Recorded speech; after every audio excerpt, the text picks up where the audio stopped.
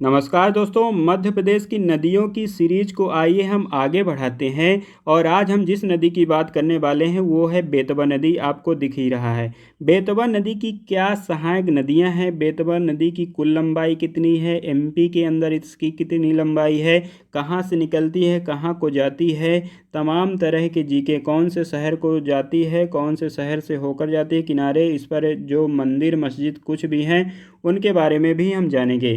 तो बने रहिए मेरे साथ। मैं हूं शिवेंद्र पांडे, आपका दोस्त, आपका भाई। नमस्ते गुरुजी क्लासेस रीवा में आपका स्वागत करता हूं। यहां पर मैप के जरिए सारी जानकारियां दी जाती हैं। तो बने रहिए। एमपी जीके के लिए चैनल को सब्सक्राइब करिए, लाइक करिए और दोस्तों को भी शेयर करते रहिए। अकेले अकेले मत पढ़िए, अकेले अकेले पढ़ेंगे तो ज्ञान सड़ जाता है। ये बात सत्य है, ज्ञान आपका नष्ट हो जाएगा।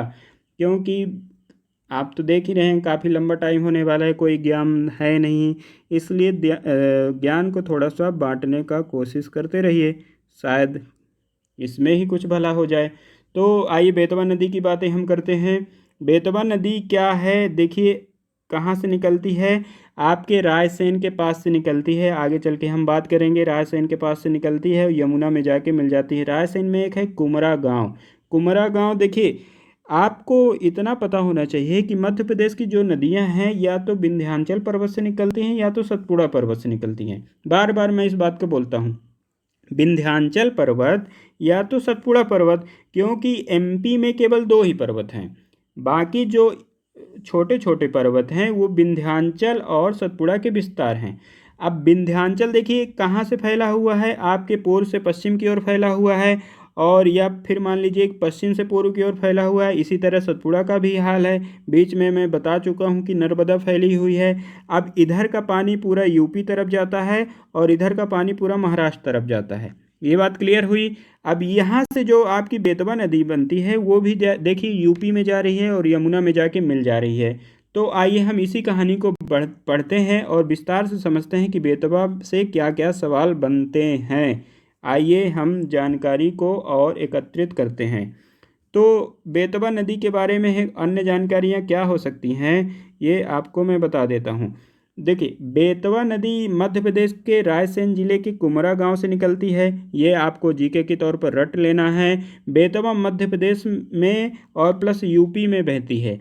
मध्य प्रदेश यानी एमपी प्लस यूपी में बहती है और यूपी में जाके हमीरपुर जिले के पास, हमीरपुर एक ज़िला है, वहाँ जाके यमुना नदी में यह बेतवा क्या होती है, मिल जाती है। सहायक नदी की बात करें तो यमुना, देखिए यमुना बहते हुए आ रही है मान ली यहाँ से, और यहाँ से जाके आपकी बेतवा इसमें मिल जा रही है हमीरपुर के पास यूपी में। अब देखिए बेतवा इधर की ओर बह रही है ना, इधर की ओर बह रही है, और माफ़ करिएगा यमुना इधर की ओर बह रही है और बेतवा इधर से आके मिल रही है। यानी यमुना की जो दाएं हाथ की सहायक नदी है वो हो गई बेतवा। ठीक है। तो इस कारण से आपको ये भी पता होना चाहिए कि बेतवा जो है यमुना की दाएं हाथ की सहायक नदी है, राइट हैंड ट्रिब्यूटरी है कह सकते हैं आप। अब कुमरा गांव से निकलती है रायसेन के पास, हमीरपुर में जाके मिल जाती है। इसकी जो कुल लंबाई है 480 किलोमीटर है। 480 किलोमीटर है। कहीं कहीं पर आपको 580 भी मिलता है, लेकिन सही उत्तर इसका 480 है टोटल लंबाई। लेकिन एमपी के अंदर इसकी 380 किलोमीटर की लंबाई है, यानी यूपी में यह 100 किलोमीटर बहती है। अब बेतवा का जो प्राचीन नाम है बेत्रवती नदी है। सिंध बीना धसान, सिंध बीना धसान, कहीं कहीं पर इसको घसान भी लिखा होता है, इसलिए यहाँ पर मैंने घसान नोट किया है। तो सिंध बीना और घसान इसकी प्रमुख सहायक नदियाँ हैं। अन्य बातें हम और करते हैं। तो जो आपकी यह नदी है मध्य प्रदेश में भोपाल के पास रायसेन पड़ता है, ये भी आपको पता है। तो भोपाल के दक्षिण पश्चिम में पड़ता है। मान लीजिए यहाँ पर आपका भोपाल है, ये आपका दक्षिण हो गया, इधर का इलाका आपका पश्चिम हो गया। तो यहाँ पर आपका दक्षिण पश्चिम में पड़ता है रायसेन, ये पता होना चाहिए। और रायसेन के कुमरा गांव से निकलती है। निकलने के पश्चात भोपाल, ग्वालियर, झांसी और औरैया और जलौन से होके गुजरती है। भोपाल, ग्वालियर, झांसी, औरैया, आपका एक क्या पड़ता है, टीकमगढ़ भी पड़ता है ओरछा के पास, वहाँ से भी यह नदी गुजरती है। यह नदी बहुत ही अच्छा रोचक जीके बनाती है, क्योंकि यह एक बार एमपी से यूपी में जाती है। एमपी से मान लीजिए यूपी में गई और फिर यूपी से एक बार फिर से एमपी में आती है और पुनः जाके यूपी में चली जाती है, यानी एमपी से यूपी गई, यूपी से एमपी आई और फिर से एमपी में चली गई। ऐसा कुछ बनता है इस नदी का स्ट्रक्चर।